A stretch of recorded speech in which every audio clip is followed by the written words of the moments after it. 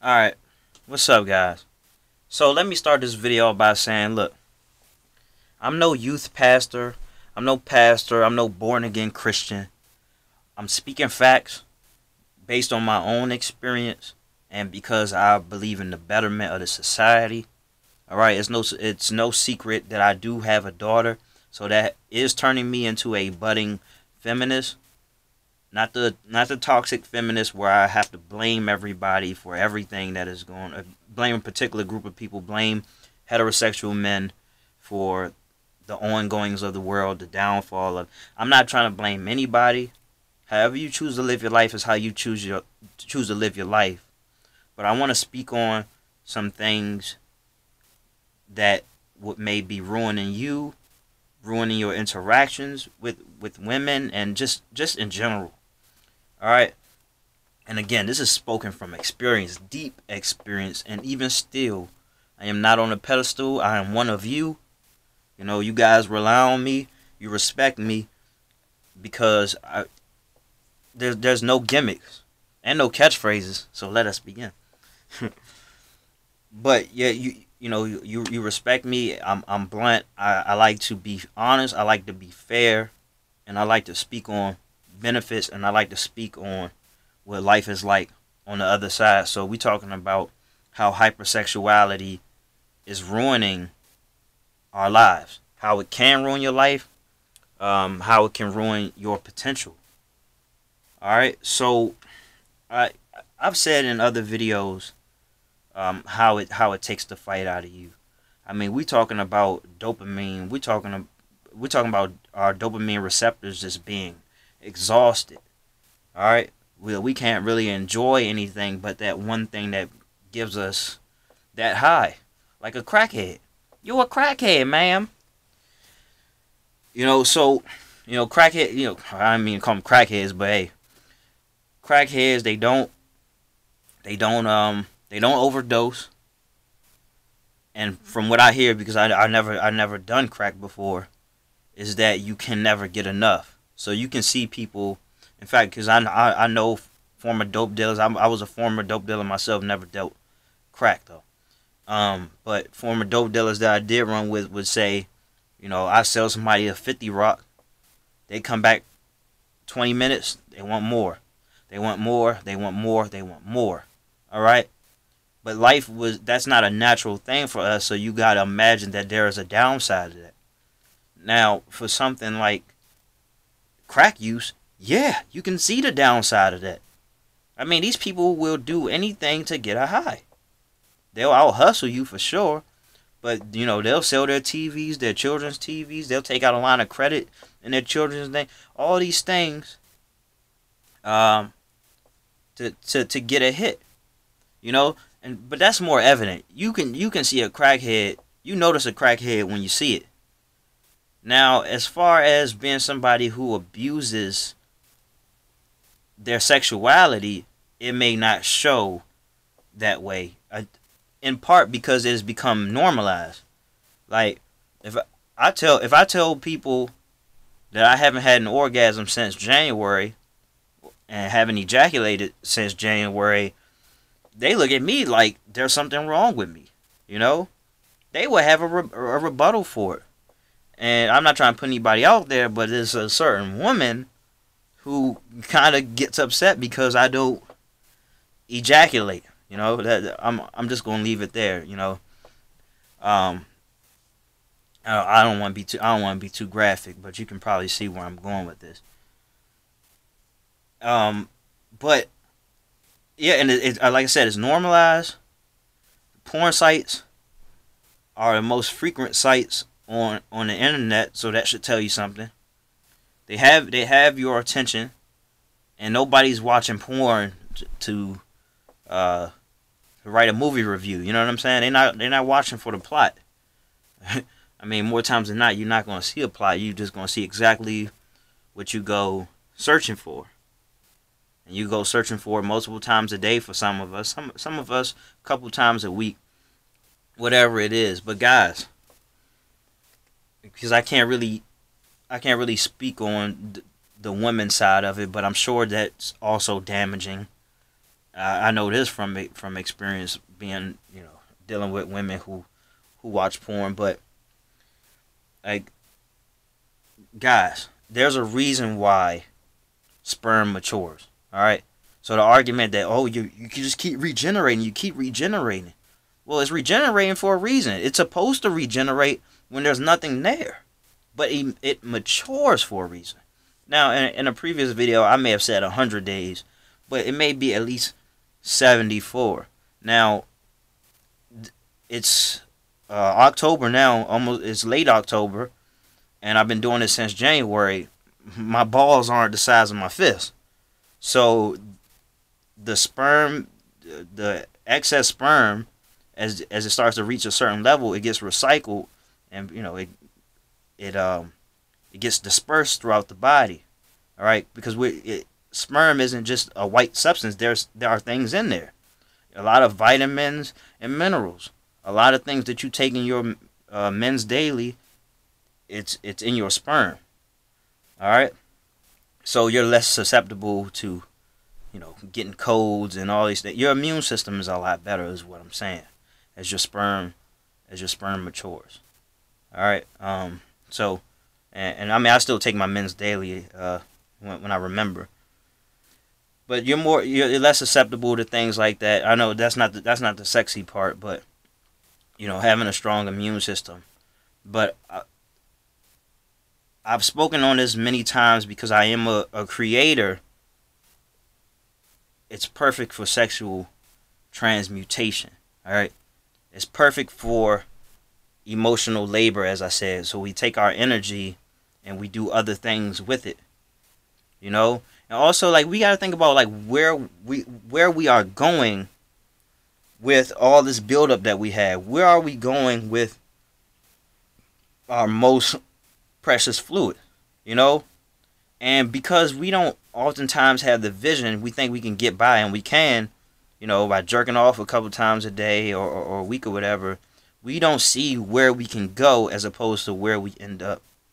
Now, obviously, there are a lot of successful people who masturbate frequently. I get that. From a competitive aspect, you can outdo them. All right? So, you take somebody like, I'm trying to think of somebody who's known to deal with a lot of women. Let's take J.R. Smith. I'm not trying to pick on him. Maybe he doesn't deal with a lot of women, but somebody like him, or you take an Adrian Broner. Let's take an Adrian Broner type person. It's no secret that I don't know what he does now, but the drinking and the weed, and I'm pretty sure fucking a lot of women. I wouldn't bet on him as opposed to somebody who abstained from sex for 6 months or so, or whatever. Like what Muhammad Ali used to do. Now, obviously, boxers, they train to box, but that added boost that you have from keeping your most precious fluid, I mean, it really can't be matched. Because what's not there. What I found is that we try to overcompensate for what is not there. You know what I'm saying? So if we playing basketball against another man, obviously it's going to pull something out of you. It's a competitive sport. It's a lot of contact, and you're not just going to be, you don't want to just get bodied around. So you make up for it in, like, anger, for example. We make up for a lot of things with anger as opposed to just what's purely inside of us. And that's one thing that I'm starting to understand. And you got to understand that I am a short guy. I've always been short. I'm shorter than most people. I'm shorter than the average man, and probably the height of the average woman, probably even shorter than that. I don't know. It doesn't matter, but because I don't have a void anymore, I don't try to overcompensate. All right, if that makes sense. If you've been on both sides, you understand that you don't need to pull from here. You don't need to pull from your anger, or if you do, in my in my particular circumstance, my anger will be tied with that extra bit of manhood. That's just, I always treat it like it's like a shadow, like it's an extra presence with you. They will combine. All right, so I don't think that that's necessarily a bad thing or a good thing, but it's better than just going at it with anger, because anger already makes you weaker, and if you don't have that fluid in you that's just rushing through you, it makes a difference, and it makes you even more weaker. Um, so that's something that I noticed. But now I want to speak on the perverted aspect. Women are extremely intuitive. For some reason, I am too. I mean, I grew up around a bunch of women and also been in touch with my spirituality for a long time, so that really made me extremely intuitive. But women are extremely intuitive, and they can pick up on energies that the average man just can't. You know, it's probably why a lot of us feel shame around women. It's because like we know that they know that we were just jerking off, and yeah, that we were just creeping on them, just like sizing them up with our eyes and things like that. And they can pick up on insecurity and things. It just all of that. They can pick up on all of these things, so it's in your energy. So I had trouble when I was I just say a frequent jerk off. I had problems talking with women. It was like the perverted aspect of me was just on my everything, and I was extremely anxious and shy and all this, and me being shy, that's something that hasn't really died down. But if I could speak on the dichotomy, the comparison, who I am now is a stark contrast. Now I feel like I can talk to every woman the same. I don't care how beautiful they are. And also, I have no problem cutting them off. I have no problem like not saying anything to them. If they have a history of like leaving me on red and things like that, I don't feel this need to get validation and things like that. And I'm being kind of short with that because I'm actually going to make a video on having some respect for yourself. But and also, women, they respect me now. They can pick up from my energy the sincerity. Just like you guys can. You can look in my eyes. You can tell how real I am. It's the same thing with women, especially. They can talk to me and understand that there is no ulterior motive. So if I tell them things, they know what it is. Like your perversion finds a way to just creep out. All right. It's hard for me to relate that to life as a jerk off, but guys, I don't have to be that intricate in explaining because you already know. It's just something that you feel from being on both sides of the fence. You understand the difference. So and I said this in my first video that went somewhat viral, is just the way that you set the table. The kind of the Netflix and chill type conversation. Hey, well, did you want to come over, chill, maybe catch a drink, get a drink or so, even if I wanted a woman, that's not even the route that I would take, because I am so caught up in my purpose and what I want for life. My passions has taken priority over pursuing women. So my approach will never be something like that. In fact, I would do what they would want to do, as far as all right, let me back up. What they would expect for a man to say is, do you want to come over, chill, have a drink, things like that. What I would do is something that's not expected. Just because that's what I naturally feel. I say, you want to meet up daytime at this park, or at the library, whatever it is, like something where I'm treating them like they're human, treating them like I want them to be my friend, because I actually do. When you take your perverted aspect out of it and you start to see women for who they truly are, you get a better appreciation for women. They get a better appreciation for you. You start to realize the benefits of teaming up with women and just not trying to put your dick in them. your life has more vitality, more fulfillment. You know, it's amazing when I speak on the dichotomy and how we see women as these sex objects.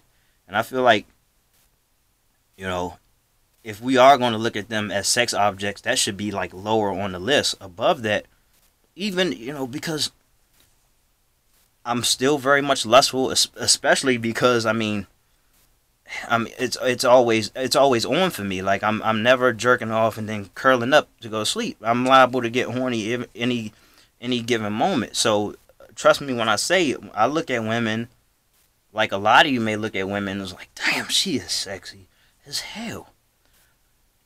But like I mentioned before, it's like a piece of art. So I can look at a beautiful woman and I love curves and I love the way the thighs look and the breasts and the beautiful faces. And I get more fulfillment out of it by looking at her as a piece of art that I can interact with no chance of us having a quarrel because what my intentions are. I would prefer that over pursuing somebody with the ulterior motive of having sex with them. Because sex is always an option when you're dealing with a woman who's, you know, I'm trying to be pretty clean and without taboo here, but when you're interacting with a woman that you're not related to, you know, pretty much, you know, it's the option is always there, and if women want to have sex, they want to have sex, okay? So you don't need to try to push the envelope. Women like sex. They aren't nuns out here, okay? I don't know the numbers, but I mean, women probably have sex more than men. I don't know. It's really hard to crunch the numbers off the top of the. I don't even care. I know that if they wanted sex, they're more likely to get it than a man who wants sex. And we're talking about getting it the right way, because we don't commit crimes. We don't practice violence against women. Not in my community. I don't believe any of that. Anything that you want can be attained without force. All right. And if a woman isn't feeling you, you leave it alone. All right. And you don't go messing around with somebody else's woman. You don't go messing around with somebody who clearly doesn't have mutual feelings. All right. You just keep putting good out into the world, and you'll get good back. All right. Billions of women are in the world. And no matter how you feel about any particular woman, you may lust after them. That's cool. You don't have to size up every woman. Treat them like they're humans. Treat them like they're adults. Treat them with respect. They'll respect you for it. And also, like I said before, it's best if women are feeling you and they make that known, because they will, or they'll show you signs, and then you just be the closer. But you don't have to be a creep. And hypersexuality it's making creeps out of you. You can't even help it. All right? You feel the need to hop in somebody's inbox even though she's clearly ignoring you for a reason. This is not where the law of probability comes into effect. This is not where it's going to do you any good. And we live in a culture where you will get exposed for that. So keep your thirst to yourself. And in fact, take the thirst that you have and transmute it. So you take your thirst and you put it towards creating, whether if you create something sexual, a sexual novel, sexual poetry, music, dance, whatever it is, you take it and put it towards that. I don't exactly know why, but when you do that and your focus isn't on women, could be on things related to women or things that just don't have anything to do with women, but it attracts women, that's what it does. It attracts them. Okay? So you think that if you don't pursue women in large numbers that you won't get anywhere in life. Well, I think that, again, priorities. All right? So in no particular order, you know, your purpose, your mental health, your kids, you know, your job, your hustle, all those things, which may be tied to your purpose, and also being a parent, being a parent may be tied to your purpose, but all of these things, all right? And when you prioritize in such a way, your energy doesn't come off as desperate, as thirsty, and you say, oh, I gotta have this, I gotta have this, and you don't feel the need to jerk off to every piece of leg that you see. In fact, it really draws the line for you. And when you draw the line of something that you can't cross, you say, okay, well, since I have placed a limit here, so then I focus on everything that's on the side of that line. All right, so you keep your perversion on the other side of the line. Okay, well, I'm not going to pursue women who clearly don't have any interest in me. I'm not going to try to get me a fast one. I'm not going to try to pull a fast one. All right, because we think so short term. We think in matters of checkers. We think that, hey man, I can get it. I can get it now. I can get her now. We can have sex now. In 2 weeks or a month or so, because I'm gonna keep spitting this game. But I ain't thinking about long term. Me personally, where I am right now, is I like to be open and honest about my sexuality and how hypersexual I've been. I want long-term connections. It doesn't have to turn romantic for me because I'm so full. I'm so full right now with everything that's going on in my life. I'm so full that I'm not desperate. I'm not desperate enough to try to pull a fast one on anybody. That it has to happen right now. It doesn't have to happen. I really want to get to know people, especially women. Men are cool, and I'm okay with a connection just like that, but women just pull out an extra element, and it does activate my sexual transmutation as well. Being around beautiful women, like being around beautiful art, it turns me on in an inspirational way. It inspires me to do more, to do certain things, to put out more, to really show off my essence. And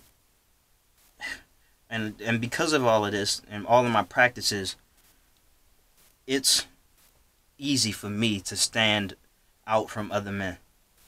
All right, to stand apart from other men, and I do a lot of things that other men do. Yeah, I'm looking at women, but I'm not about to say no creepy shit to them. In fact, I'm actually to the point where I don't even like their pictures anymore. I don't like their pictures anymore on Facebook or Instagram, and I don't leave comments because, a lot of these younger women now, they're so used to all these thirst comments, you're gonna get lost in that sea. And so they go seeking that thing out of most men.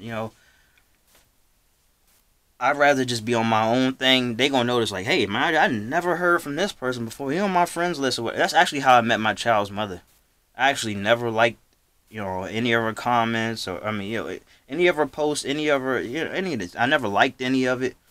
I probably never even seen it for real, but we were friends on Facebook for a while, and she hit me up. You see how that's worked for me. This was not 11. This was 8 years ago. She's still around. She's still around. And so that's the approach that I'm taking right now, is just not being desperate, showing respect with no ulterior motive. Tell them exactly what it is. All right? Even if it is a sexual thing, tell them exactly what it is. But I think that you should try to find something much deeper than that. And again, we talking friendship right here. We talking about making real friends and just long-lasting relationships. Because I used to be iffy about this, but where I am right now, I actually, if I really believe in my heart of hearts that there's a very small chance that I'm going to end up with this woman. In fact, I'll take the initiative. I'll spearhead certain things by start referring to women as sis. Okay, so that's automatically disarming. And again, this is not part of an ulterior motive, but this is just to let this woman know, like, hey, look, these are my intentions. I'm reaching out to you for a reason. I'm not trying to waste your time. Not trying to get you in the bed. I think you're pretty cool, and a healthy relationship would work wonders for me. I hope it'll be the same for you. And there you go, man. So check your hypersexuality at the door. You don't have to treat every woman as if they're a potential candidate for sex. And also, women that you aren't necessarily attracted to, you don't have to cast them off. See, that's the thing. When you're hypersexual, it's either would I have sex with this woman or not. And if you decide that yes, I would have sex with this woman, then you want to keep more on your line. And then the women that you wouldn't have sex with, you don't want to have anything to do with. But I feel like anybody that you form a connection with, I mean, you can form a connection with any woman, no matter if you would have sex with her or not. All right. So also keep that in mind, because you want to check. You need to check your shallowness at the door. All right, because you never know who will come into your life that can really change the course of it. Who can really add value to it, add flavor to it, be a reliable, lifelong friend. And I think that matters more than what you can get here and now. So I was definitely rambling. I had a lot more to say than I led myself on to believe. But put some good into this world on a consistent basis. Don't expect anything back from women, because they are women. They make their own decisions. You know, I do not get along with the patriarchal society that have put women into this box, saying they have to be less than us. I don't buy into that. Now, no, we are not equals. You know what I'm saying? But that doesn't mean that they are less than. We just bring different things to this world. And I think that we need to appreciate it and take advantage of it in a way where all parties involved can benefit. And that's how we build a healthier society. So I hope I'm making some sense to you all. I hope I'm really getting through. Because a lot of what we have been doing, that's not working, all right? That's not working, and you are throwing away some potentially great relationships because you cannot think past your dick. All right? So take care.